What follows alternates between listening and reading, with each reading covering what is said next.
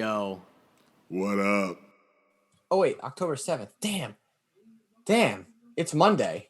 Yeah, bro. I'm totally not used to doing this on Monday, but you know what? It's actually kind of weird. I mean, I don't know.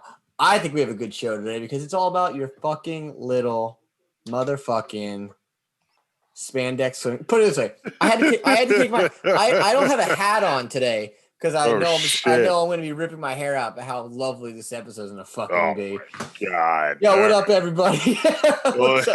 Welcome to the 20th issue of Why Am I Nervous and Wud Up Comics. For each week, this is our 20th episode? 20th episode. Holy shit. I didn't even realize. Yeah, 20th. And Sean said there's like the 6-month hump where everyone gives up after 6 months. So we're technically. This is 6 months, yeah. No, it's not. When do we start? Well, 20. May? 6 times 4. Oh, yeah. So we're 4 episodes from 6 months. Seeing if this is legit or not. Let's go. Well, I mean, based on our YouTube page, which I can just skip to that and say y'all can fucking follow us on that. Damn, and I don't understand this. I'm looking at all these other podcastings on Instagram, but then I'm trying to fix my hair now. I also realize that half these other podcasts and stuff on that on Instagram are following like a million people, 3,000, 4,000 people. Yeah, we got to step our game up with that. I know. Well, I'm not very good at this, and I noticed. Yeah, you've been doing a good job getting people, though. I noticed, and I know you've been posting more. Yeah, I try to. Whenever I see something, I'm like, boop, put it up. Boop, put it up. So much easier. Yeah. By the way, this is the 20th issue of Why Am I Nerd, and we talk about old things and new things, all fans theory. I'm Cameron James. That's the Golden Boys. We just kind of skipped the whole intro of this we did show. That's our normal thing. We're doing our own goddamn thing this time. That's what we do anyway. I was going to say, isn't our own goddamn thing our own goddamn thing? We make our own rules. We say our own things. Most of the time, unless I'm told I have to PG it down a little bit. But you know what? Yeah. Fuck that. Because we're here anyway. And it is fucking hot as balls in this room. It's actually really hot in my room, too. I can't figure that out because it's not hot outside, like, at all. Well, my air conditioning broke. Ooh. So you still shouldn't need it right now, though. It's like... Well, Steph, it's 75 in the house, and Steph has the fireplace going. Oh, that's why. Yeah, it's like hot. 80 degrees. Yeah, and I'm in the back cave, and it's still fucking 80 degrees in here. But yeah, Rich, my neighbor, was like, texted me at like 12 o'clock last night. I was like, "Yo, dude, your air conditioning unit sounds like it's about to explode." I turned it on before it looks like a fucking helicopter is about to land on my fucking house, which is really, really weird. Yeah, that's a little scary. And luckily I called my freaking cousin. I was like, yo, I need help. Like, I think my entire house is going to explode. So we were talking about before a little bit. I know this isn't a sports podcast, but we briefly talk about things. Obviously, the Why Am I Nerd Fantasy Football League this year is a complete mess. Oh, yeah. I suck. It's fucking brutal. I'm just bad. Goddamn brutal. I haven't won a game. I'm pretty sure I'm securely in last place. You? Yeah. You know what it is? It's just like, I don't understand why so many people are getting hurt. I don't know if it's a lack of practice. I don't know what it is. Like, there's not even a safe game to bet on. No. Like I was like, all right, San Francisco's going to run all over the Eagles. Yep, that didn't happen. fucking lost in my pick'em league. Yeah, it's crazy, dude. It's just it's not fun. It's not fun this year. Like, but even like, you know what it is too? It's even the fact that like, I find myself having more anxiety being like, okay, who's going to get hurt this week? You can't even like enjoy just watching. No. Normally would. And it's just like, why are other sports not having this issue? I guess because they're not as high contact. I mean, hockey, come on, basketball. Basketball's not like contact, though. Dude, you're not full on tackling someone every time. You can get hit, but it's not like a full on tackle. No, you're closer in basketball to somebody else than you are in football. I mean, yeah, there's less stuff in between you. You're spaced out a little bit. So I don't know. I mean, hopefully they figure something out. I mean, Comic-Con was obviously canceled, and they're doing that whole like digital thing. Like, what is that going to do? I don't understand the point. I personally don't see where that would be enjoyable. Like, the whole fun of Comic-Con is being at Comic-Con. Like, it's being physically there. Like, it sucks. Don't get me wrong that it's not happening like normal, but I'm not interested in the digital version. Yeah, I know a lot of these guys are doing like DC had that DC universe panel thing where they showed like all the movies and stuff like that, which was cool. They showed obviously the Batman trailer, but you knew that was happening. Yeah. So I just feel like there's nothing with the internet, nothing's really surprising anymore. So you're really just going for like the cosplay and the special panels.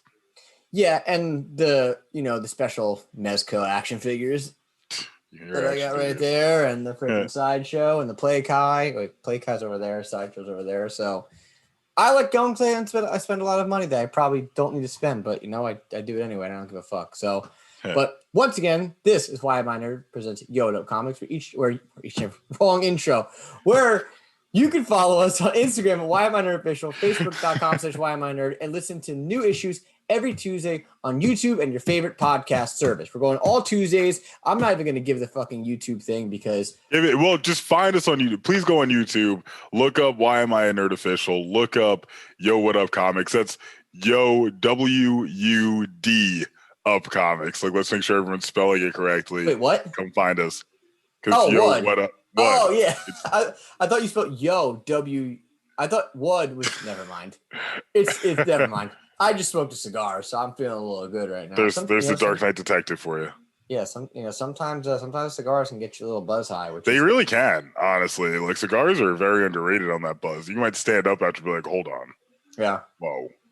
I love cigars. I think it's the greatest thing in the world. We could do a whole cigar podcast if we really wanted to, but it is what it is. So this week, Matt, tell us. October 7th, which is 3 days before my birthday, if anybody wants to know. Crazy. It's coming up. It's coming up on the day. I know. I'll be 32. God damn. Wild.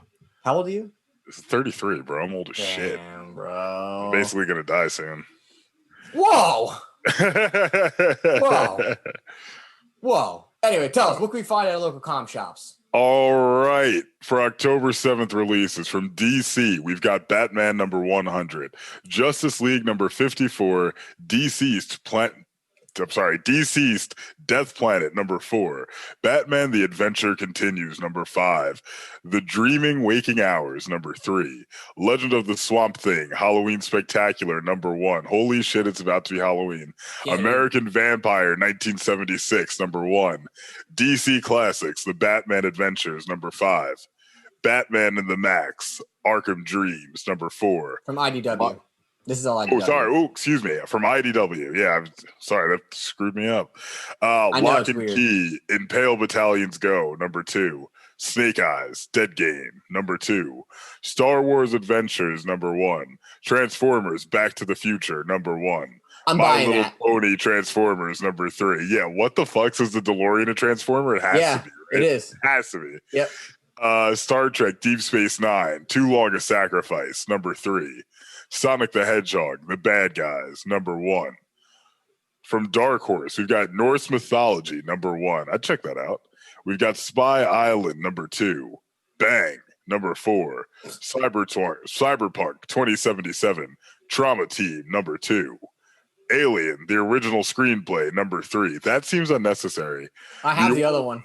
Number 2. Do you really? I have Aliens, the original screenplay for Aliens. That's so crazy because they're the same movie. You know, I mean, you could tell they're. Fuck you! They're not the same damn movie. True story. Before we get going, I remember when I was a kid, must have been in high school, or it was back when Blockbuster was around. So probably before high school, probably in 8th grade. You know, my mom, when if I was sick, if I was taking a hooky day, my mom would be like, "Okay, I'll go to Blockbuster for you in the morning. I'll get you like five movies. You can sit here and watch them all day and leave me alone." So I'm like, "All right." I'm like, "Mom, go get me Alien. I love Alien. It's so cool. A fucking robot." Yeah. She got me Alien. I wanted Aliens. Who names the second one with apostrophe like S? Aliens. It's plural because there's aliens, not just an alien. Like, yeah, but I didn't get the memo, so I'm sitting there watching Alien. I'm like, the fuck is this? What pisses me off about those movies is that every single one now follows the same script. It's, oh, we found an egg. Oh, I wonder what's in the egg. Oh, it hugged our faces. Well, I feel okay, though, so let's go back to the ship. Wow, my stomach hurts. There's an alien inside my stomach. Now it's hunting everyone else. Yeah. Oh, its blood is acid. Like, it's the same movie every time. What they need to do, Ridley Scott, whoever's in charge of this shit, you want to make Alien successful again, have them full on invade Earth. That's how you do it right there. Well, Ridley Scott did Alien.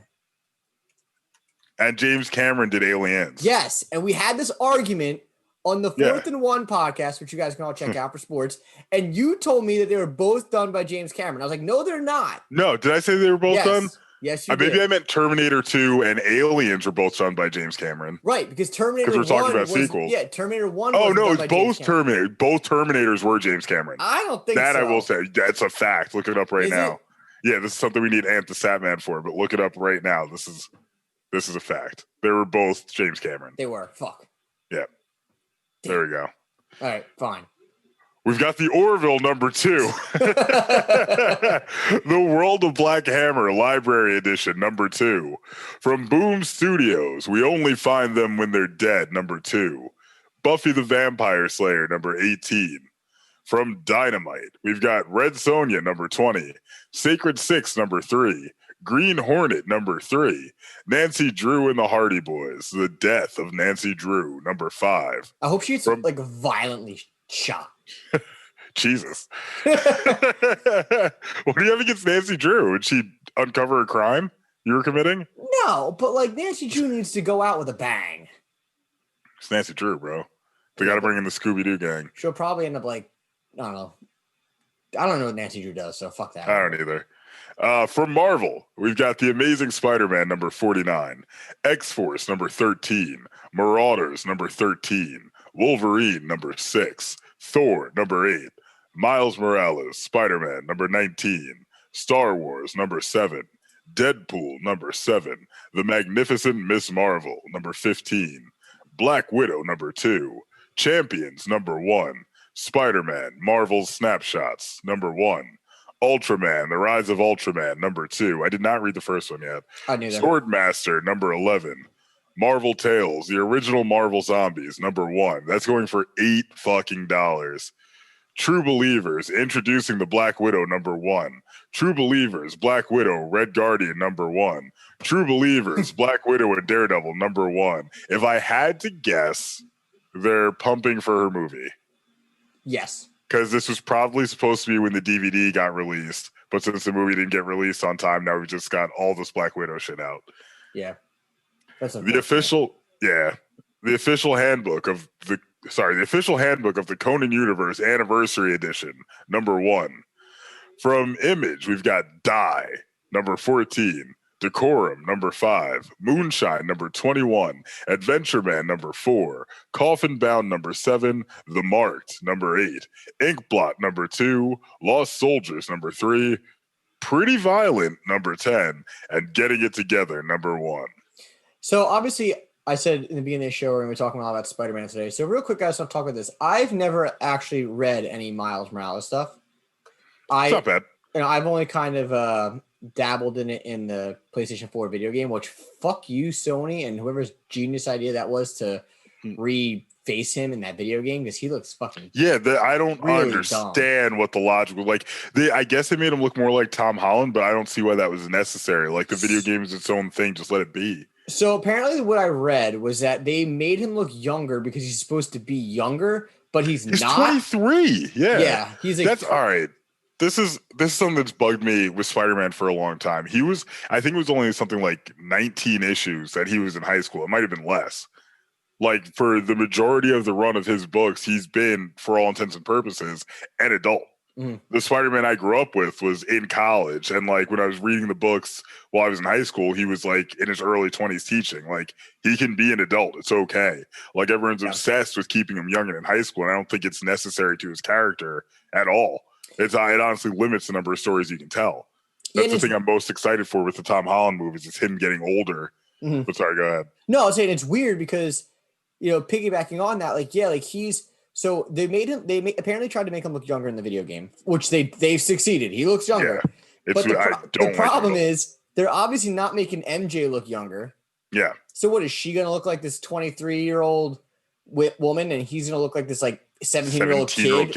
Yeah, it's weird. And like their interactions gonna be weird. And apparently they did it because they wanted him to be closer to age of Miles Morales in the game. But why? It doesn't make any why do you take something? That game was so fucking well done. It was. The story was absolutely phenomenal. Like, I got choked up in parts. I got super invested in parts. Why would you ruin that whole thing over a perceived idea that they look too young? It's a fucking video game. I'm swinging through Manhattan. Like, my belief is suspended. Yeah. Like, come on.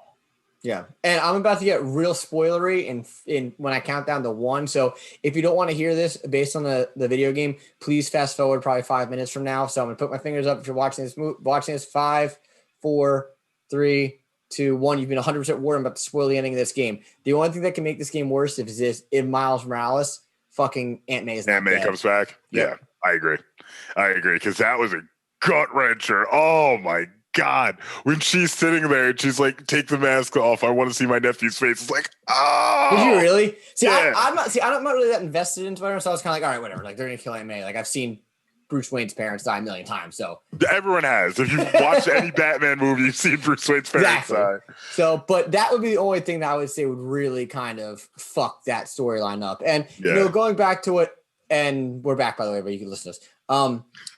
By the way, like, so I guess my question is the Miles Morales stuff darker than the Peter Parker storylines, or is it? I don't think so. It's kind of on the same. I think it's kind of on the same level. I know some fucked up things happen to him, but that's like the curse of anyone, I think, to wear the Spider-Man mask. Like, fucked up things happen to you. So does but are his villains the same? No, I actually am not familiar with most of his villains. I think some of them were adopted. Like, one of the recent books I read was the when he's dealing with like the Carnage symbiote during Maximum Carnage. Okay. And Scorpion's there, and he's like, well, you're not the same Spider-Man, but we're still going to fight. Like, so it's like, yeah, I think he expects some crossover, some new stuff. Yeah. So his main villain isn't like Doc Ock or fucking Norman Osborn. No, actually, I'm going to look that up right now. I wonder who counts as his. Yeah. I mean, I will say, I personally think that Miles Morales' spider suit's cooler. I like his color, like the black. Wow, I really wish it did not just give me that. What? I looked it up and it gave me a minor spoiler for the game, just who the bad guy in the game is for the Miles Morales version. I was like, why was that necessary? Well, it's probably not a spoiler. Yeah, that's true. Who is it? So it looks like in the comic, it's the Tinkerer. Exactly. But the first true Miles faces is the Prowler, his own uncle. Since then, he has tussled with his fair share of other baddies as well. He fights Omega Red, that's pretty notable. Kangaroo, cool. Venom, which is Dr. Conrad Marcus, like who, and the Green Goblin, as well as Mysterio from another reality. So, yeah. All right, fine. So they kind of make it work. But for this week's Who Asked for This segment is something that I can't even fucking say. Mr. McSplitstick. Yeah, say that 3 times real fast. Who the fuck? How did you come up with this name? This is honestly a great potential shenanigans engine. Because he's bullshit. I only knew about him because of the Lois and Clark show. From when we were like kids. I think it was ABC. Yeah. Dean Cain. Yep. Yeah, he appeared on that, and like you got to get him to say his name backwards to get rid of him. But I'm like, what? How? Yeah, that's how you get rid of him. But who? Like, okay, this is what I need to know. I need to know this. I need to know what drug was somebody taking when they fucking came up with this character? Because who puts these letters together to come up with a name of Mixziplastic Ziggy? I think it's Mr. Mitsplitzik. I had it the first time. Like, and his character's a fucking loser. So the reason why this came up is because I read, so they had the Batman Superman annual, and the Batman Superman annual is Mr. Mitsplitzik and Batmite arguing about who would win in a fight. And they have a plastic version, an action figure of Bruce Wayne or Batman, and a fucking action figure of Clark Kent. Just revealed his identity Superman, to everyone. And they fight the action figures, and that's how they tell the story. And then Bruce Wayne, Batman, and Clark Kent, Superman, are fucking sitting there like, why are we fighting each other? Oh, we're not fighting each other. Someone's making us fight. Realizing that they're fucking toys. And the way that Batman kills Superman is he turns the sun into the red sun and somehow has a trigger button that he clicks the button like a fucking TNT bomb thing, and the red sun just forms, and Superman dies. And then Mr. Plistic over here is like, Batman, that's not what happened. This is what happened. Then the sun's red, and Superman throws Batman into the red sun. Wow.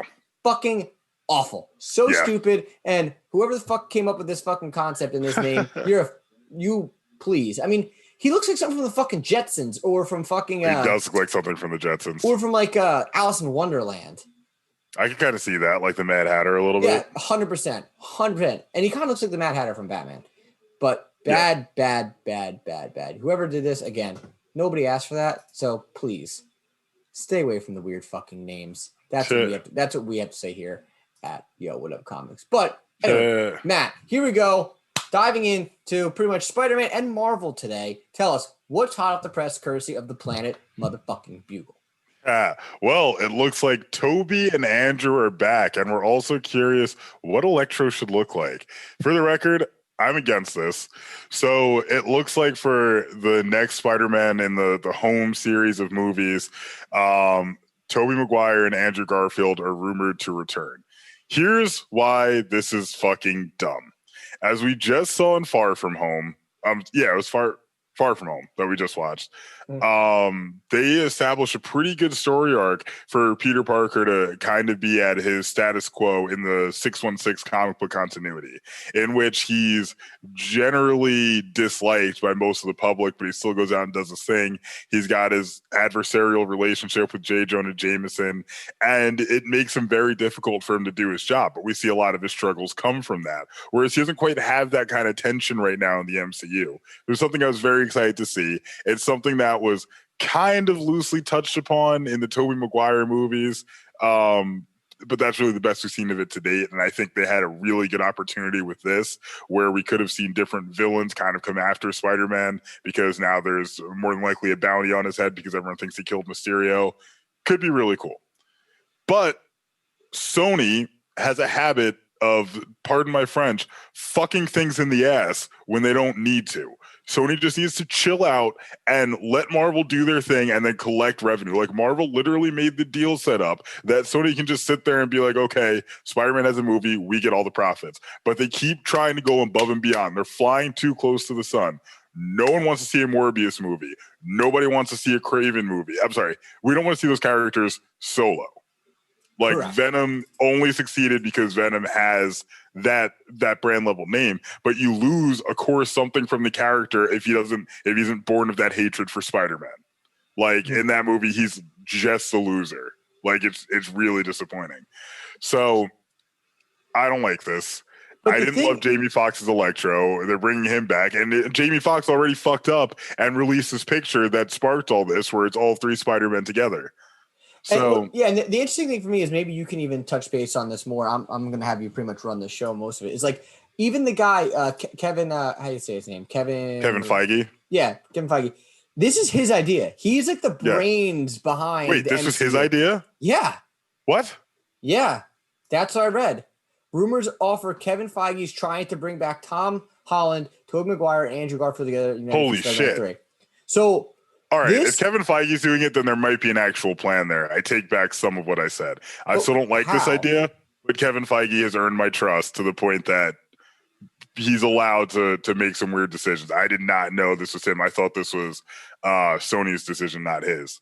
But this doesn't make sense based on how, like, for them to do this based on how they ended Far From Home is like, it doesn't work.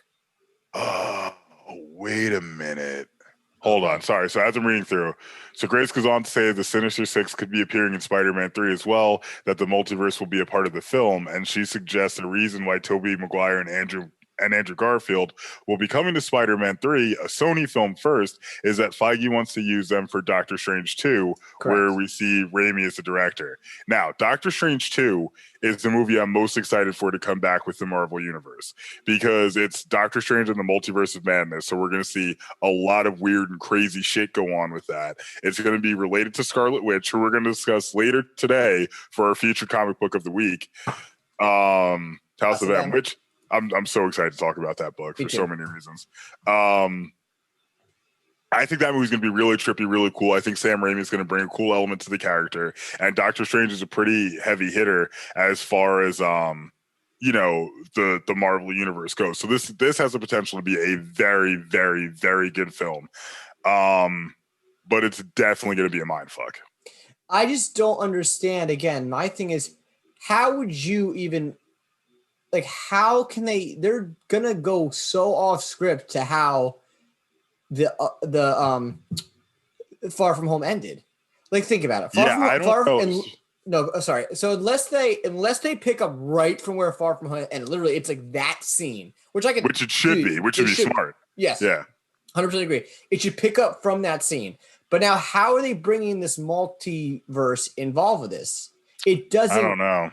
You know, There's got to be something. And how big of an involvement are Garfield and Maguire going to have? Because Tobey Maguire doesn't look like, I mean, I guess he can be an older version of Spider-Man. That's fine. Andrew Garfield sucked ass. I want nothing to do with him in a mask again. Mm-hmm. Well, here's something interesting. Gwen Stacy isn't in. Oh God! I thought you were going to say no. She's not. She hasn't appeared yet. If she is there, she hasn't appeared. So she's going to show up at some point, and maybe if she does, Andrew Garfield's Spider-Man is going to be like, "What the fuck? Like, you're dead," and then or he's not going to recognize her because. Let's remember this conversation, this exact segment for when we get into House of M. Yes. Good point. But that's something that will be interesting because then you have Tobey Maguire's character who I think Gwen Stacy might have been in that movie for like a split second. She was. She was played by Bryce Dallas Howard, who's infinitely hotter than Kirsten Dunst. Yes. But she's in it for like a hot second. She's in the third one, which is the worst of all the films. Yeah, it's bad. So I guess my thing is, so you have all these different Spider-Man coming into this one universe where Electro now, he's not going to be blue. Okay. So now, thank God. So what universe that looks is he so from? bad. Yeah, but where's he from? Maybe he's from Maguire's universe and he looks the same. And did you see one thing to note? Did you notice that in the background of this image of the three of them on here? I don't know if you can share this later when we're on the podcast, but do you have it up? Yeah. When you scroll down, it's the Spider-Man Spider Universe or whatever. Spider-Verse. Oh yeah! Wow, I don't know why I did that. You've got Jake Gyllenhaal in the background. Right under that, you've got the PS4 Spider-Man. To the right, you've got Miles from Into the Spider-Verse. I think that was pretty well done. I like that touch.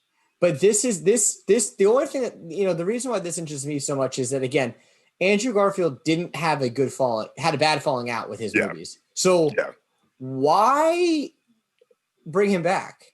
Maybe he'll get killed off. I'd honestly be pretty okay with that.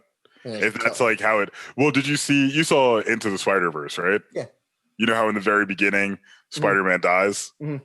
I'd be totally fine if that was Andrew Garfield. But he comes back. No, if he just dies, and that's what brings the other two together, and they're like, one of us died. And it's just a Tobey Maguire and Tom Holland movie. I could fuck with that. I don't know, man. I thought they had such a good idea with the whole. I love that idea. Craven coming in and hunting him down and that type of thing. This to me just doesn't seem smart because now is Jake Gyllenhaal going to show up? Hey, I'm here. I'm a different universe. You killed me apparently. So what's up? I just feel like the amount of information they're going to have to throw at you in this movie in a 2.5 hour time frame is going to be too much. Unless it's a very quick thing and something gets fucked up and he has a glimpse into another universe and sees the two of them. I don't know. I don't know. They've got to.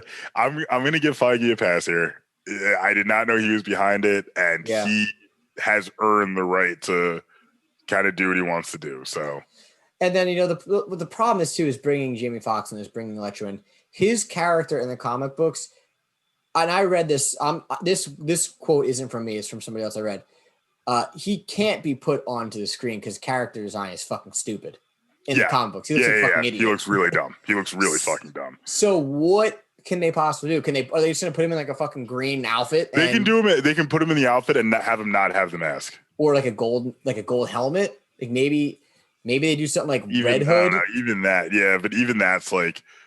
Just take it off. Just have him go maskless, I think, is the best bet. He does not look good. Yeah, I mean, again. Sorry. No, go ahead. I would say Spectacular Spider-Man had a pretty good workaround for that, where he still had the little electric bits coming off him, but it was because he was shooting electricity off of his head, so it just kind of worked. Okay.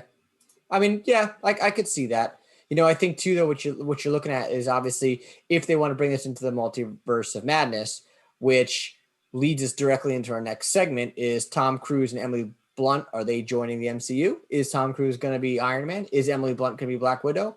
Yeah, see, that I'm not okay with. I'm a very big proponent for Emily Blunt being in, but not as Black Widow. I would love to see her as the Invisible Woman next to John Krasinski as whatchamacallit, Mr. Fantastic. Yeah, but apparently he might be. I heard rumors he might be an alternate Captain America, and I'm like, don't do that. Also, stuff like this makes me hate the internet because I would love to go to a movie and be surprised by something for once.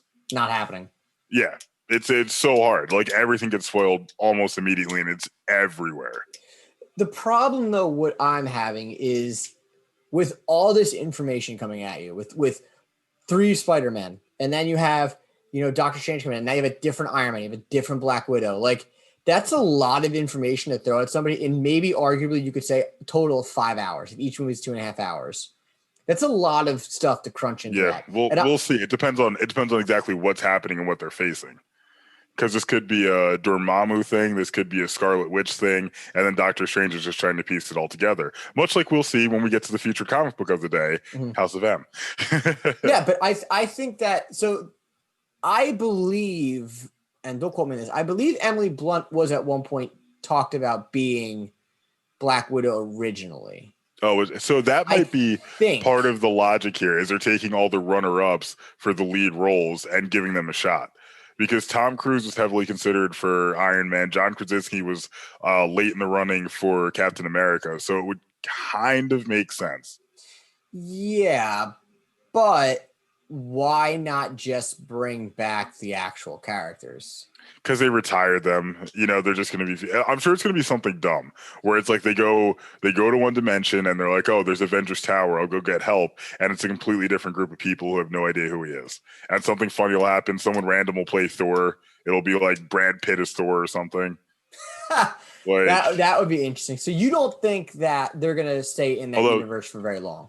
No, I don't think it's going to be a major part of I mean, it'll be a major part of the film, but I don't think it'll be a long part, if you know what I mean. Like, it'll be one of the more memorable scenes, but I don't think it'll be like a crucial element where they're like, all right, now we're teamed up for this whole section.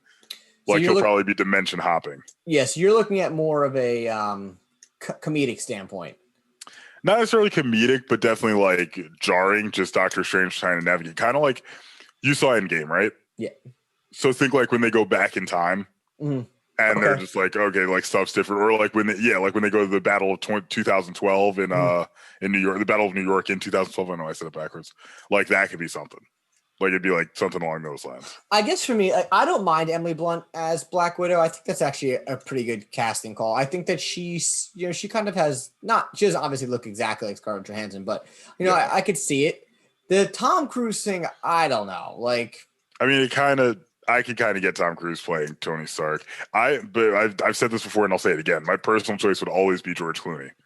If you want to go based on the way he's always been in the comics prior to RDJ playing him, I would go George Clooney. But now if they're going to tie in Spider-Man into Doctor Strange, are you bringing Tobey Maguire back for Doctor Strange? Maybe that's how they do it. Maybe this is the universe with Tobey Maguire and they're already like teamed up. So Tobey Maguire would be in both Spider-Man, the Spider-Verse, and it could be, yeah. Because I guess my problem is with the Spider-Man version of this is that if that was the case, they should have just went full blown and did Into the Spider-Verse as a live action movie. Yeah, which I mean, I guess they still could. I just don't like that they're doing it for the third. I would really just love to see him like in New York in his element doing Spider-Man shit. Like just for a movie, like a day in the life, like, you know what I mean? Kind of film. So would you think that by doing Tom Cruise and Emily Blunt in this MCU, in this multiverse, you think that we're going to see more stars signing on as little, one shots, essentially, you could say? We're going to see, exactly. So you're going to see a whole new Avengers team. So do they bring Ed Norton in? That would be interesting. That would be really interesting. Because his Hulk movie was really good. Yeah, but he was, replaced in the MCU by Mark Ruffalo. So I don't. But he was replaced. He was replaced not for a bad movie. He was replaced for being an asshole. Yeah. So I'd be very shocked if they brought it back. He wanted like creative control. Yeah, but so Andrew Garfield was like the same thing. Andrew Garfield was like mad about something. I don't know. His movies fucking sucked. And his movies ended in a terrible way. Like they ended with, okay, you're fighting Rhino next. Oh nope, we're just not gonna do it. We're just not gonna show you the fight. We're just not gonna show it to you. Like, I think that the Multiverse of Madness has a lot of potential to be good, but I do think it is probably the one movie that probably has the biggest chance of failing miserably because of all. There's a lot going into it, but that's also why they shouldn't be releasing all this shit. Like, I'd rather just go into it and be like, yo, this is a kind of a mind fuck, because that's what the movie's definitely going to set up. It's definitely going to be set up to be kind of a mind fuck. So then I guess my question is, we're going to tie all three of these first 3 out of 4 topics together. Why the fuck bring back Hugh Jackman as Wolverine? I don't think that's necessary. I think someone else deserves a shot. Hugh Jackman is a great actor. He never truly embodied Wolverine to me. If you know enough about the character, he doesn't look anything like Hugh Jackman. Like he doesn't, like, you know what I mean? And like, we never got to see him go full savage except for maybe like 5 minutes during Logan. You know what I mean? Like, and I want that classic, like, I'm the best there is at what I do, like fucking everybody up, rated R, maybe Deadpool's there too, like Wolverine. I want that. I did love the mock-up that I think it was you who shared it on the Why Am I Nerd Instagram of Anthony Starr, which I've said that before. So like I've said, like, so Homelander, make the switch. Drop the cape, don the claws. I mean, that was good. That's a good time. Thank you. I guess my thing is, this is an opportunity, though, that I think for them to really hone in on the characters based on the comic book. Because hear me out for a second. I understand that comic books portraying into film is a very difficult thing. And I rant about it all the time. I think it sucks half the time because I hate the casting of it. Yeah. But here you have an opportunity that you can really say, hey, let's take these comic book characters, make them look like the character, because they may only be in this for 15, 20 minutes. You're not going to get honed on them. So you know what? If you're going to bring Wolverine back, make it someone that's 5'4". This guy. Bro, start lifting, man. We got to get back to the gym. I know. We're doing real good I think Planet Fitness is open again. We can get back after it. I have free memberships. I have a free membership now to Workout World. Oh, do you really? Yeah. I have Workout World. Me have issues. I have issues with them, but I have issues with them. Yeah. No, we can go back to Planet Fitness. What is that through from working next to them? Yeah. No, from I advertise with them, so I get 3 free memberships. Oh, nice. So this to me is an opportunity for you to really bring in what they should look like. Get somebody that's 5'4". Put him in the stupid ass fucking yellow and blue outfit. Do you think the mask would work? Live action. I'm going to look this up right now. Like, I don't think they could pull it off. I think you can. They got close once. When? I think it's an abandoned. I don't know why I'm saying abandoned. It was a post-credit scene, deleted scene for the Wolverine. At the very end, he has the brown suit. I was about to say that because there is a picture I'm looking at right now. I do think they can pull off the brown suit. I don't think that they can pull off the classic, because I'm looking at, there's one fan-made mock-up and it just doesn't work. So if you go to images and type in Wolverine live action, and it should be I typed in live action Wolverine mask and it was the second one. Okay, so just type in Wolverine live action and go to the third row and the first picture. It looks like it's Hugh Jackman standing there. Tell me if you find it. I can't share my screen. Is it live action? I typed in Wolverine live action, and then if you go to the third row down, it's one, and he's standing there. If possible, I recommend we share this image. The third one down. And it's like him just standing with a white background. Yes, and he's wearing it's like the suit is kind of different. Yeah, it's like super poorly done. It's like short sleeves. Yeah, no, it's not short sleeves. Really? So this one, it's like short sleeves, and he has the mask on. Moral of the story is, I think they can do it. They might have to change the color palette on it. They might have to change the way that it actually looks, but Yeah. I think I agree. The mask. I just chatted you a couple too, which if possible, I highly recommend, if we can get these up on the YouTube so people can see it, we recommend you guys take a look at this. That's assuming we can do it without getting copyright infringement. I think we're okay though. I see the chat. Yeah, I could try to. I'll throw it in when I'm building. I just have to make a mark on this. What time is it? What time is it? What time are we at right now? 40 seconds or 40 minutes. So if at the 40-minute mark, I'll make sure I add. No. So how fast have we been talking? No, we're at 40 minutes. So there is a really shitty one that you have here. I think the problem is this. I think the suit only works if the height works. If that makes any sense. I get what you're saying. Like the mask would be kind of displaced. Like it would look better on a smaller frame. Yes. It's going to be tough to pull off. Like I want that classic kind of asshole Wolverine. Here's another thing I'm going to throw out there. Do you know how the Hulk movies didn't, and I'm not saying this is true for Wolverine, but just hear me out. Mm. You know how the Hulk movies didn't really do great on their own? But like people love him as part of the Avengers because he's like a scene stealer. Like when Hulk's on the screen, like you take note. That's what they need to do with Wolverine in the upcoming X-Men movies. Because like all points good, we've seen enough of Wolverine. You know what I mean? Like I love Wolverine, but we've seen enough of him. But have him as that scene stealing character in the back, not in the background, but you know what I mean? They're just a scene stealer, kind of like he was in the 90s cartoon. Where like he was the focal point of every episode, but when he was there, you took note. You're like, oh shit, Wolverine's here. Like, just the same way as in Avengers. You're like, oh shit, he hulked out. Like, let's go. Yeah. Like because his standalone movies, you could arguably say all suck except Logan. Well, it's like, and I felt like the Wolverine and Logan had the same plot. We're like, oh, your powers don't really work. I'm like, okay, but that's what I came to see. You know what I mean? Like, I want to see this guy, and X-Men Origins is one of the worst. Like, I'm going to be real pissed when we get to that one. For Hero Cinema. That movie sucks, which we have to watch Avengers still for Hero Cinema. So we got to get that done this week. But yeah, I think that when it comes to the character design here, I think with him especially, look, I get it that they've kind of pulled away from that look, but I think the brown and yellow could work. I don't think the blue and yellow could really work. Yeah, we're gonna see what they do, I guess. Because even with Cyclops, and we briefly talked about this before on another episode, like his blue outfit. Like I think his blue outfit's cool. I like the outfit that he has in the X-Men cartoons. It's the blue. It has like the strap, little strappy thing, the sash, whatever. Yeah, like a lot of the costumes that they did in the movie, obviously, are nothing like the fucking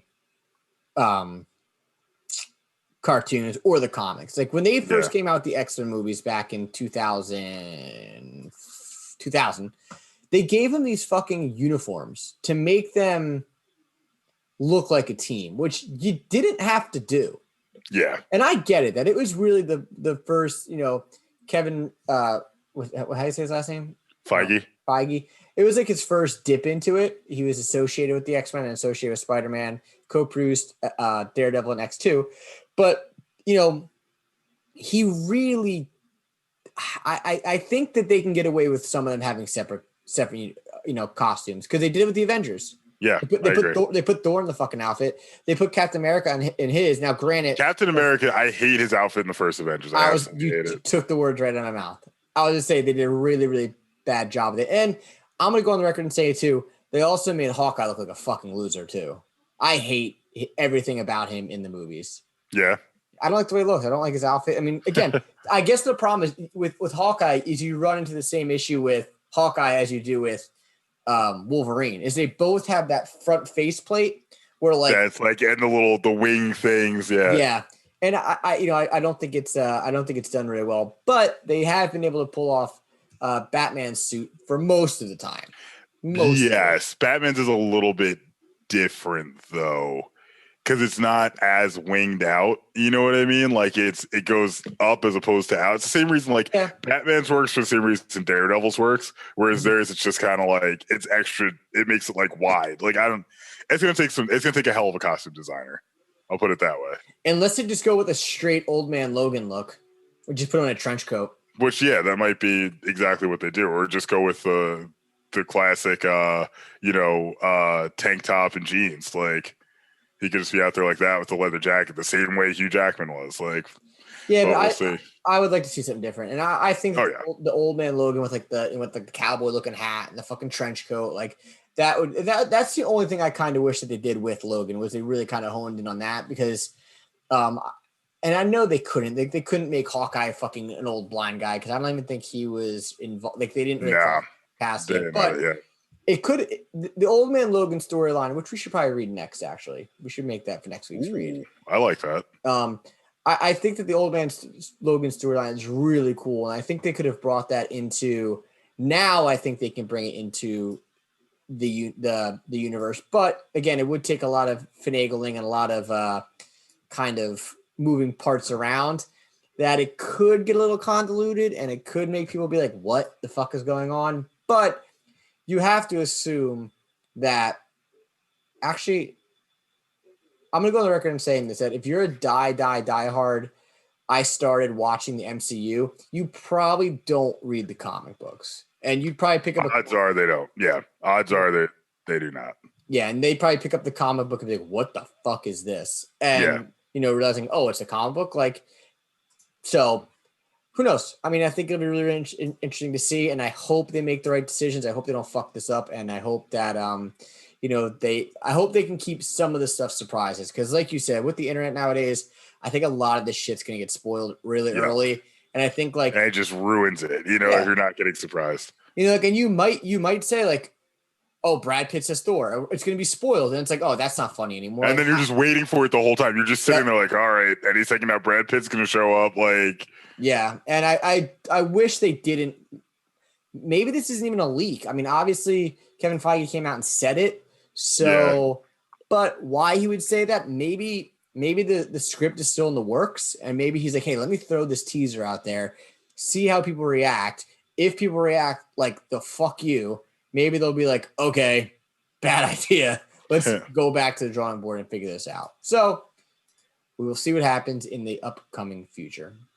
But as our last topic of the day, I want to talk about our limited series, similar to House of M, which we'll be talking about shortly, better than ongoing. I'm going to give it a tentative yes. And my argument is actually going to be based on books we've read. House of M, which we haven't even reviewed yet, versus The Boys. Like, yeah, when you have an ongoing series, there's a lot more filler, for lack of a better word. You can really fuck it up by not having like just a main tight plot that you're sticking to. Like other things that come in, you've got to explore other people's stories. And while in some ways it could be more interesting, you run the risk of, like I said, fucking it up. Whereas a limited series, you know exactly what's going to happen. Hopefully you've been given enough space to tell your narrative the way you want to. You can bring in who you want. You can make it cool. And kind of go from there. So I'm personally a bigger fan of limited series. And when you think about it, a lot of the comic books that are the most celebrated are limited series. Like Batman The Long Halloween, Kraven's Last Hunt, which technically I think happened in the books, but still, like, it's, you know what I mean? Like, it's a lot better, more almost independent. And that's what I was actually going to get at, was when I mean limited series. Ooh, sorry, suggestion I'm just going to make right now. We should read Long Halloween for the Halloween episode. That's fine. I have it. Of course I have it. I'd be shocked if you didn't. Yeah, I'd be shocked if you didn't. And I have the sequel. Or the sequel is Dark Victory. True. You still have my copy of Ultimates, don't you? Did I take that back? No, it's in the okay, true. All right. So I guess, and when I'm saying limited series, I'm not meaning like, hey, go read, because here's the thing that gets difficult too when we talk about this, is like, you have all these volumes coming out. Batman volume fucking 2, Bane City, or whatever number it is.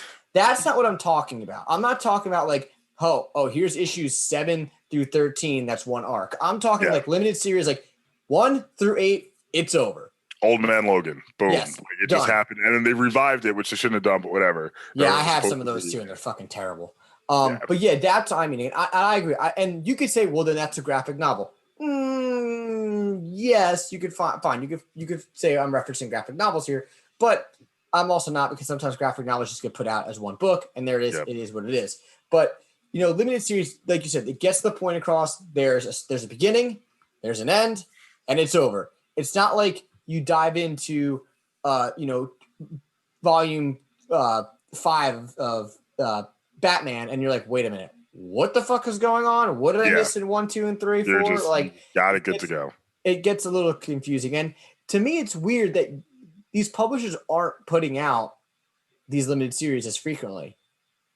Yeah, I don't know what's up with that. I'm not sure what they're thinking there. I know comic books are kind of in trouble in general, just as things switch to more of the digital medium and kids are more obsessed with YouTube and moving parts, and the movies are obviously making a ton more money.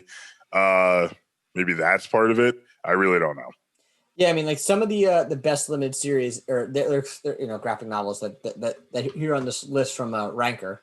Number 1, which I'm going to hard disagree on this, is Watchmen. And no, Watchmen is so overhyped. Speaking of which, I need to read the Russ's show. Me too. But they're so just over the top, which is it's the best thing ever. It's the best thing ever. And the movie came out, and the movie was good, but it wasn't like the best movie I've ever watched. We're like, oh, Watchmen, this is so good. I'm so into comic books because I like Watchmen. I'm like, chill the fuck out.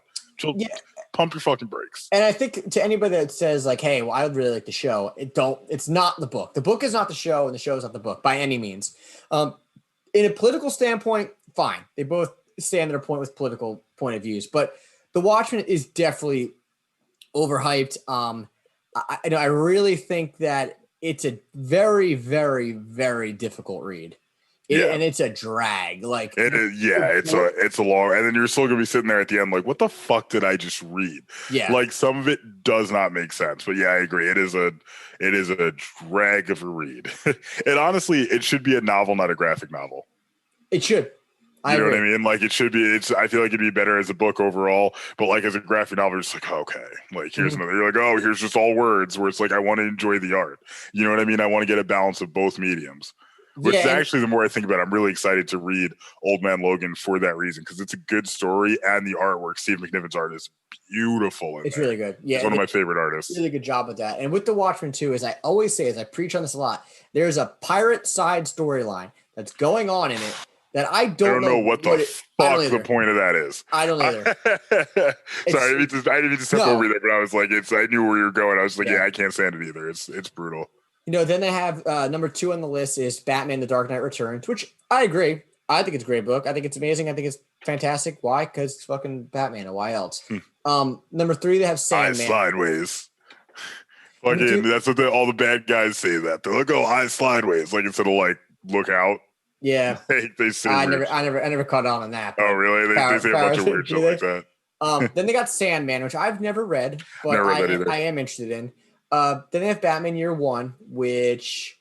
When did that come out? I feel like Batman Year One's a relatively recent book, but I must be mistaken on that. Batman Year One, when did that come? Hold on. Now you got me thinking. I think it came out after Dark Knight Returns. Batman Year One came out in 1987. I lied. Oh, shit. And Dark Knight Returns was 86. So I was right. Yeah, I was right. Yeah, you're right. So Year One came out second. It's good.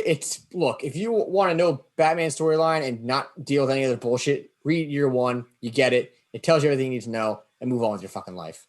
Yep. Then they got The Killing Joke at number 5.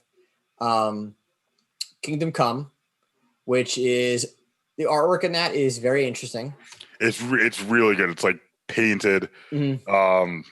Story's kind of meh, but yeah, the story is really strange. At the end, they're like sitting in like a superhero cafe. It looks like Planet Hollywood. It's like and there's like all these people dressed up as them. It's like really fucking stupid.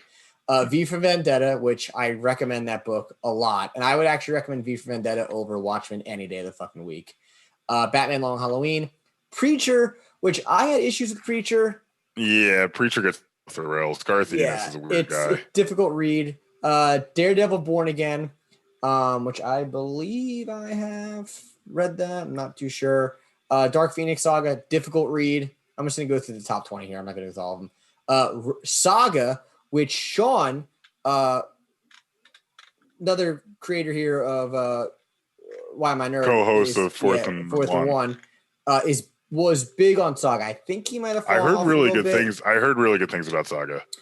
Sin City, which is really, really good. I have all of them too. If you never read Sin City. Yeah. X-Men Days of Future Past, which I have not read. It's like 2 arcs. 2 issues. It's like really short. Is it?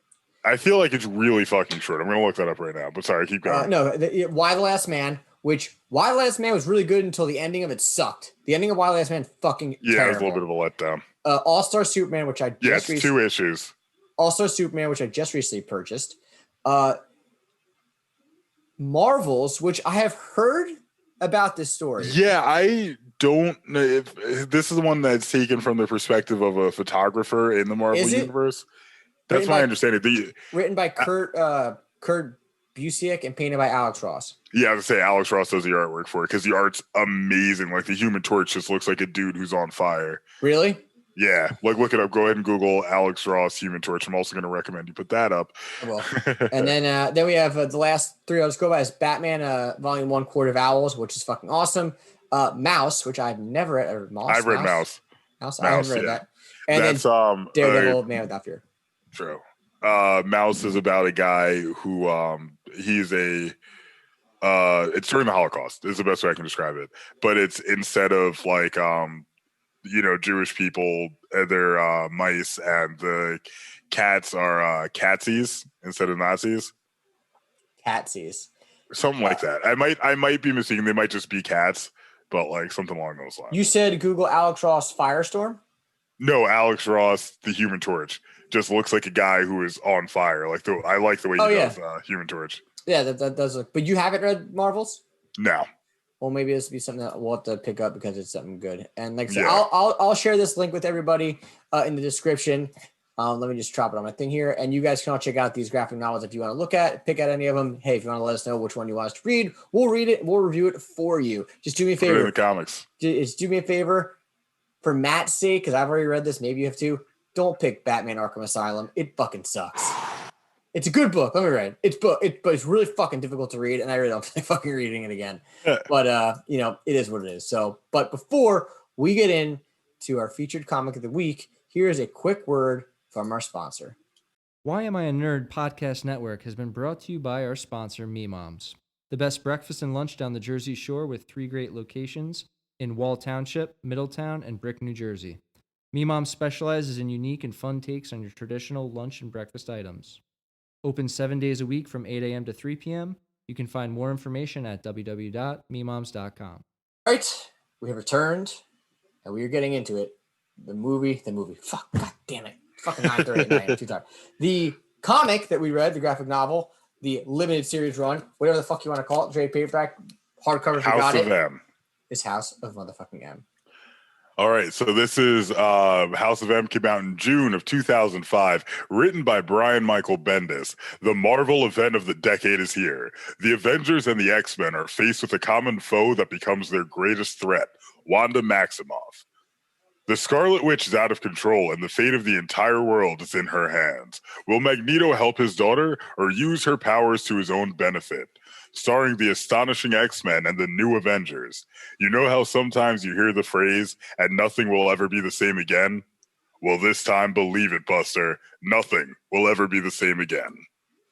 So, honestly, this was up to the billing. The thing I was most excited to say about this book was that it's a true, I think more than anything else we've read so far, this is a true comic book event.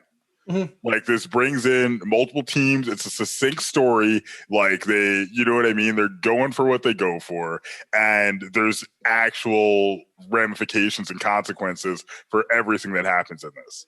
Yes, it is done really fucking well. It's probably one of my favorite, graphic novels that I've ever read. Hands down. I know a lot of people have compared this. I've been comparing House of X to this, but I've also heard that House of X, Power of X is fucking really hard to read. And it's probably, and it's sorry. Go ahead. No, go. what pisses me off about stuff like House of X, Powers of X is it's a clear ripoff of House of M, which was an original title. Yes. And it's going like, House of X. Like, no, stop it. Do something new. Yeah, and now they're doing like Sword of X, X of Sword or something. Oh, X of Swords, which I know is that's supposed to be crossing of swords. I don't know, but all I know is it's like, again, it's one of those, House of Swords is supposed to be one of those comics where you have to read fucking one issue here, one issue there. No one wants to do that. Like nobody wants to do that. No, so but sorry to get sidetracked here, but yeah, so pretty much, Magneto is always at war on the humans. Because obviously the humans don't like. Mutants. Humans are threatened by mutants because mutants are supposed to be the next evolution of the human race, which means humans are eventually going to be wiped out. It's natural that they'd be scared of them. It's like the cavemen and the Cro-Magnons. You know what I mean? They're scared that they're going to be completely erased by these incredibly powerful people who are just walking around with the power of atomic bombs. So it's understandable. Yeah. But what this does is it really flips the whole dynamic on its head because Scarlet Witch is mentally unstable. And at one point prior to this, she actually kills most of the Avengers when she loses control of her powers. She warps reality, and I don't think you've read this, so I'll fill you in on it. She basically summons an armada, an alien armada to the city, and it's, immediately they're fighting the Avengers. Hawkeye perishes, a few other people die. Ant-Man and Vision. Yeah, Ant-Man and Vision, who was her husband. So it's just that her reality warping powers are incredibly strong and completely out of control. And it opens with her giving birth to her children who don't actually exist. And basically it's Professor X being like, put them back, and then he and Doctor Strange have a talk, and they're like, we need to do something about her. Yeah. So basically all the Avengers, X-Men get together, and they're like, we might have to kill her, we're not sure, but we want to go talk to her first.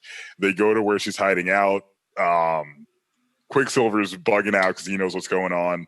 Magneto's kind of like, they might be right. And then everything flashes to white, and the world is completely different. Mutants are the dominant species. There's way less human beings. And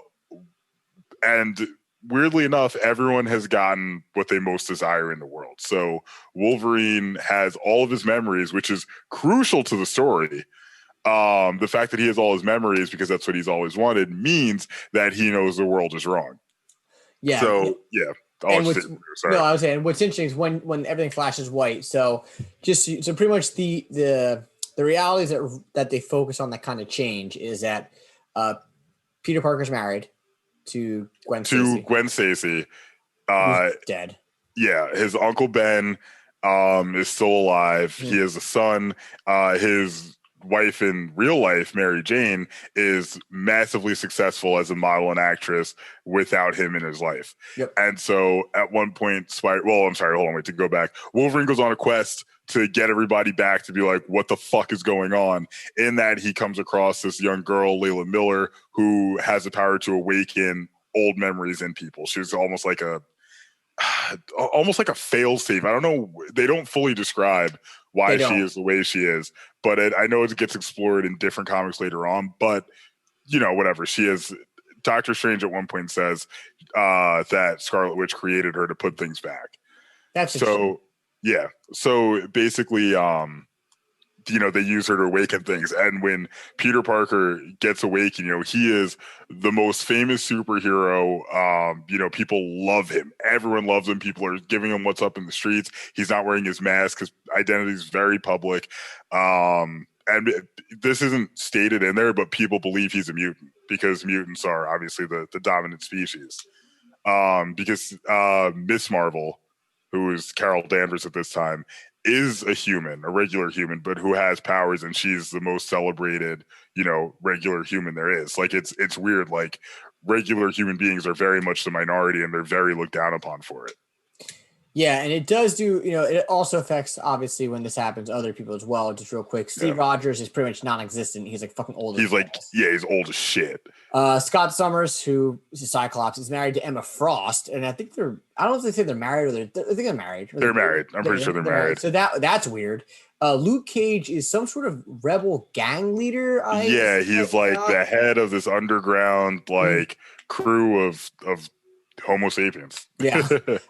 Sam Wilson, the Falcon, is a detective, and Stephen Strange is a psychologist.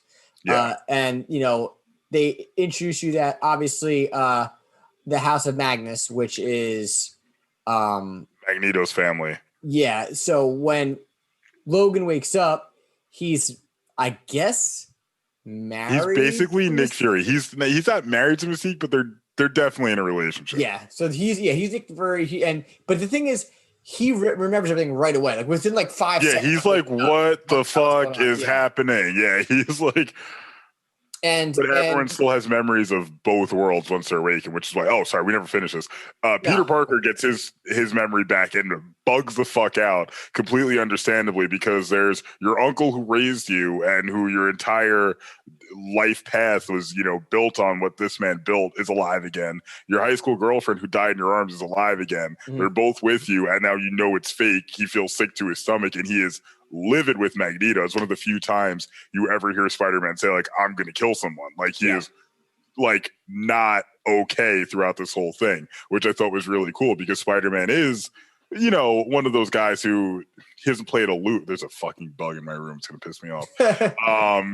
He's one of those guys that, he always uses humor as a crutch, and he really isn't funny in this. Like, he's very much mentally and emotionally disturbed, as well he should be. It's a traumatic thing.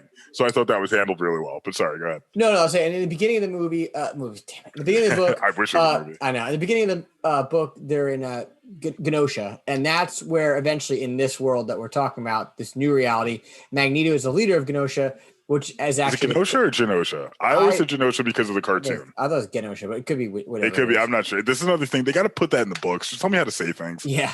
Which ends up being the capital for the mutants, and pretty much he becomes this huge successful leader because he ends up proving the conspiracy theory behind the Sentinels, which is pretty much the government made these Sentinels to wipe out the mutants. And the thing that really sets this whole shebang off is that they're all ganged up together. The new Avengers, Wolverine, Spider-Man, all these guys are together, and Hawkeye's there. Yeah, and everyone's kind of like, once they're alive, you're like, ooh, Hawkeye. Yeah. They're kind of like, hey man, look, like you're dead, and you're not here, and you were killed by Wanda, and that's kind of where he goes off. He kind of disappears for a while. You don't really know what the fuck's going on. He's kind of gone. The way he dies in prior to House of M is actually kind of fucked up too.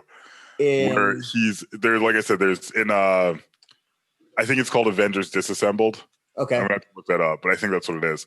So it's basically like he's fighting this armada. Like I said, this random armada shows up over Manhattan, and he's battling, and his like arrow quiver catches fire, and he's like, I've got too many explosives in here, and he steals a jetpack and basically goes on like a suicide mission to blow up one of the ships. That's kind of cool. Yeah, he went out like a G, but it was like one of those things where like, oh shit, like he's like, I'm not gonna be able to get away from this. He's like, I might as well just own it. No, that's a good way to go. I'll give him credit for writing that out. They don't talk about that in this, obviously, though. They just say he's dead. He dies from Wanda fucking up. I would say another thing to point out, I love the fact that they actually gave us a background on everything in the beginning of the book. Like every single book has a little quick summary just so you can get up to speed. Love that. Yeah, and there is a newspaper article that's kind of cool in the middle of it that you can read. Yeah. You can skim through. I agree. That's where you get a lot of background. Eventually, you find out the Red Guard, which is the group that Logan kind of is running, is trying to hunt down Logan because I didn't really get it if they figured out that he got his memories back and if they're involved, or if they just know that he's going, AWOL. There's like something's up with him. Like he's got to get brought back in because he's fucking Wolverine. He kills people. Like we can't have him out there. Yeah. You know what I mean? Like massacring. So they have a quick fight, and then they're all like, okay, cool. Fight's over. We win. Wolverine's got the Red Guard's kind of like, gets the shit kicked out of him quickly. It's like a fucking, looks like something that they did in The Boys, where the Boys just fights the whatever those soups were real quick. And then they're like, okay, we have to go to House of Magnus to find Xavier. Yeah. They get there and they find pretty much like a mantle, like a rock of like basically a shrine. Yeah. Just to being like it, like almost like not a headstone, but like it's implied that he's buried there.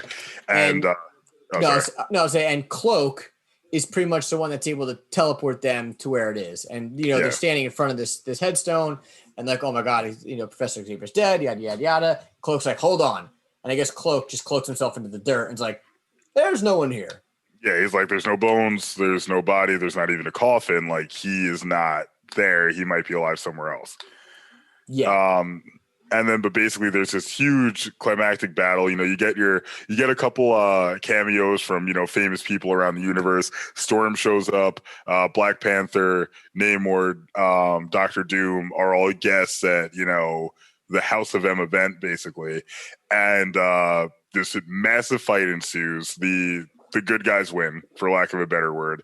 And then Doctor Strange this whole time is talking to Scarlet Witch to find out. By the way, guys, if you don't know, spoilers already, I can't help you. Yeah. This book came out like 15 years ago. Doctor Strange is talking to Scarlet Witch, and in doing so, he discovers that Scarlet Witch is not that Magneto is not the one who influenced her to change reality as everyone thought. Everyone's ready to tear Magneto's head off. Mm-hmm. And it turns out that it was really Quicksilver in a last-ditch attempt to save his sister, which is kind of sweet. I would do that for my sister. I will say their relationship is really fucking weird. Okay. Yes. Not as weird as it is in Ultimates 3, which is why I hate that fucking book. But they're very close. Their twinliness is very weird. They're very, very close. It's like close to incest. It's borderline. And I think it's weird. It's more him than her. Yeah, well, because she obviously has like mental a husband and severe mental issues. So they find out that it's actually Pietro Quicksilver that does it, and Wanda's son is there, and Hawkeye shows up, and Hawkeye goes to kill Scarlet Witch. Yeah, and he gets himself deleted real quick. The son screams, and Hawkeye dies again. Yeah. For the second time in this book. Magneto eventually finds out that now, and I don't think he kills Wanda with the arrow. Wanda basically makes it not happen. Yeah. Like, if she can warp reality. So Magneto eventually finds out that it's Quicksilver, his son. And he loses his shit. Yep. He's like, what gives you the right? Like, fucks everything up. Like, he's pissed. He smashes his head in. His head explodes. His head pretty much explodes. He pretty much gets crushed by a fucking rock. Yeah. And pretty much Wanda gets upset, telling her father that it's his fault that this all happened. Which go ahead. Because they had such shitty lives being grown up under him, because all he cared about was the mutant agenda. So basically, to get back at Magneto to hurt him the best way she can, she decides to take away what he loves the most.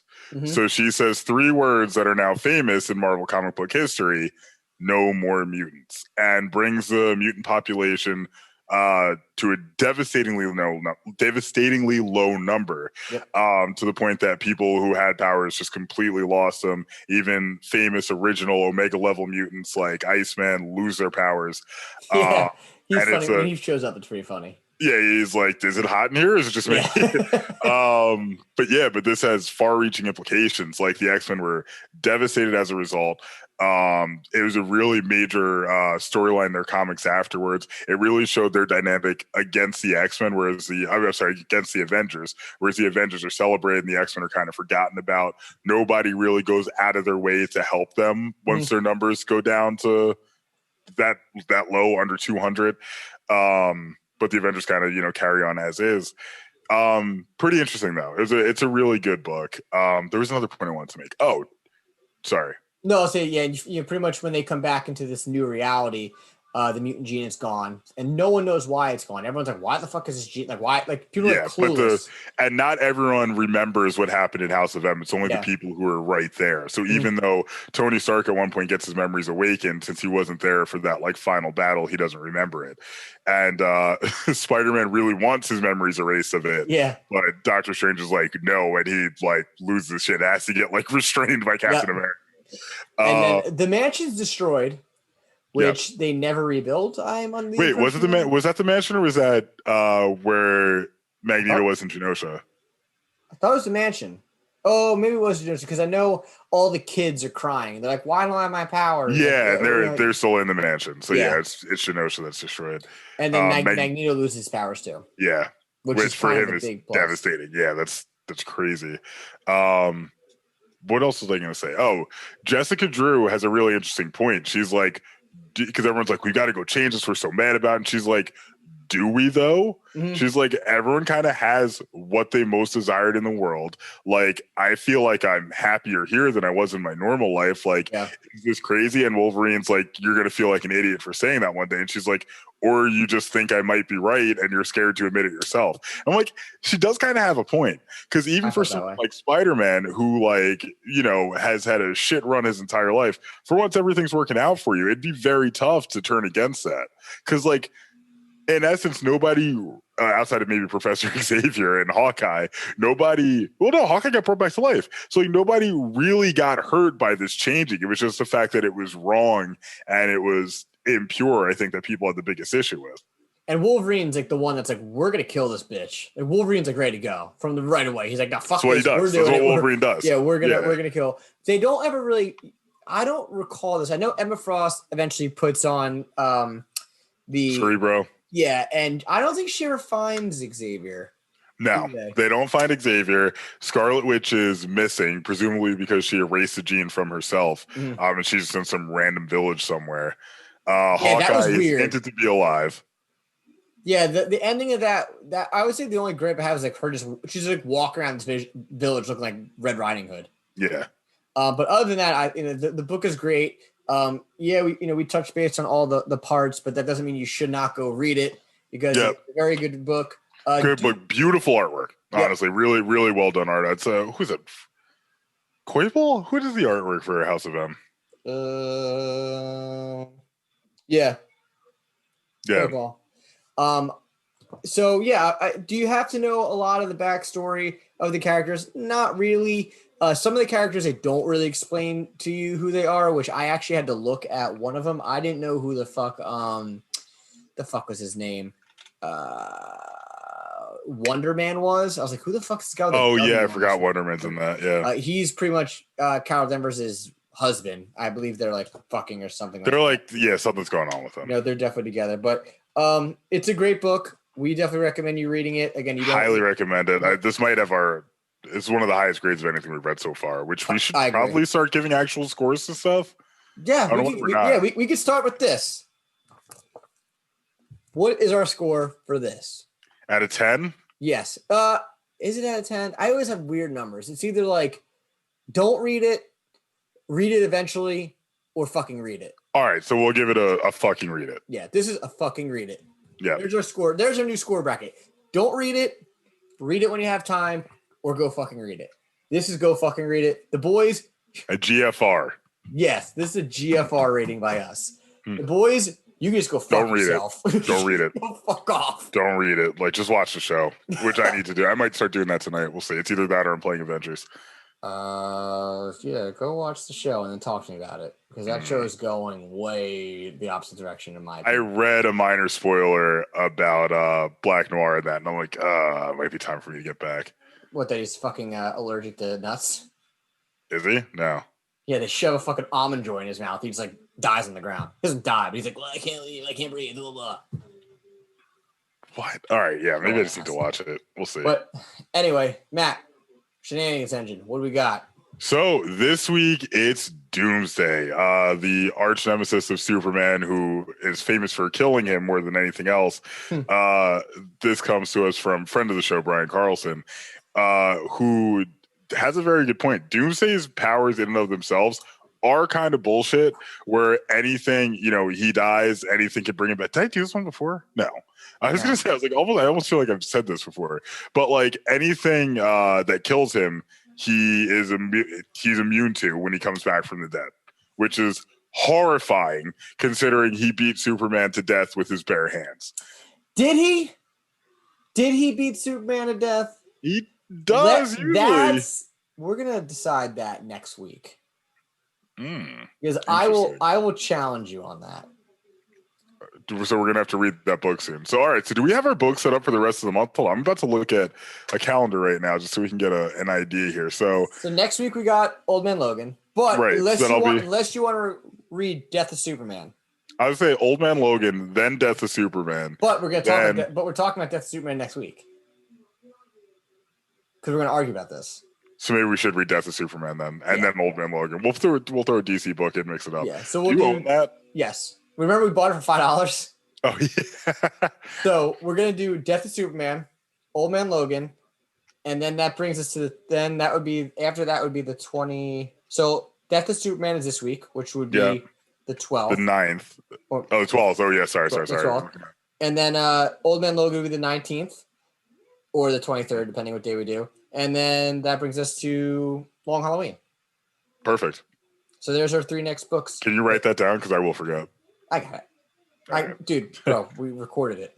That's true. It is on tape. It's on film and audio, which you guys are listening to right now. But one last time, this is Why Am I Nerd presents Wud Up Comics, where you can follow us on Instagram at Why Am I Nerd Official, Facebook.com/Why Am I Nerd, and listen to new issues every Tuesday on your favorite podcast service, as well as YouTube.com. Under the search bar, search Wud Up Comics, search Why Am I Nerd, and you'll find all of our shows there. And please subscribe so we don't have to do weird letters. We can actually just say it. It's going to feel so good. It's going to be like the nicest release when you'd be like, Facebook.com/Why Am I Nerd. Yeah, we're still really far away. But hey, or YouTube.com/Why Am I Nerd. Whatever the hell it is. We also have an unboxing show, which we just started last week, when we're just going to find random boxes of comics. We have another one. We have a bag underneath my desk that we're going to go through. I have no idea what's in it. I actually bought it like 3 months ago. We were supposed to do it. We never did. But so stay tuned for the unboxing specials. Yes, which will be on there. And we might be able to figure out how to stream this live on Instagram, but I'm still working on that. So I think we can do an Instagram live video. I think we can. No, apparently there's a way for me to do it where I can stream the OBS, which is a software we use, onto Instagram. So it's actually it's actually like a thing. So, but we'll let you know. So we're the Nerds with the Mouths. I'm Cameron James. He's the golden voice who indeed lost to me in fantasy football and will. Hold on. Can we talk while we're talking about losing things? Who won the last poll we had on Instagram? The zombie poll. Whose team won the zombie poll? Till next time. Come on, just admit it. It was me. I won. I won the zombie poll. We're out.